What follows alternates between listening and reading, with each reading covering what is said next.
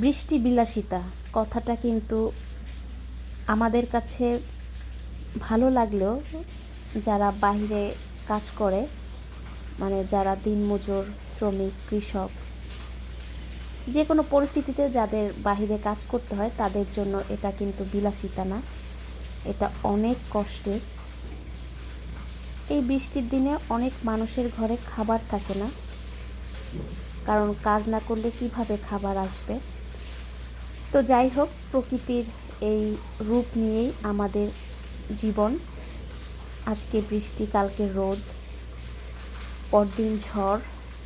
তো এগুলো নিয়েই কিন্তু আমাদের প্রকৃতি সেজে থাকে, তার মধ্যেই আমাদের জীবনযাপন করতে হয়। বৃষ্টি ব্যক্তিগতভাবে আমি অনেক পছন্দ করি। বৃষ্টির দিনে মনটা আমার ভীষণ ভালো লাগে। তো বসে বসে একটু লেবু চা খাচ্ছিলাম। প্রকৃতি তার নিজ রূপে সাজে, প্রকৃতি আমাদের জন্য বসে থাকে না, সে তার আপন মনে চলে। তো এই বৃষ্টির দিনে আপনারা কে কী করছেন আমাকে অবশ্যই কমেন্টস করে জানাতে পারেন। আমি তো ঘরে বসে বসে বৃষ্টি দেখছি।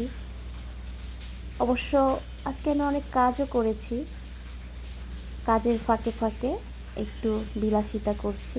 যাই হোক,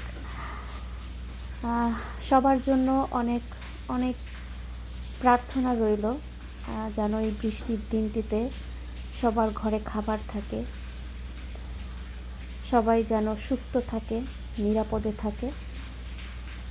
আর দেখুন, সত্যি বলতে প্রকৃতির কিন্তু নিজস্ব রূপ আছে, সে তার মতো করেই সাজতে ভালোবাসে, তাই তো সৃষ্টি এতটাই সুন্দর।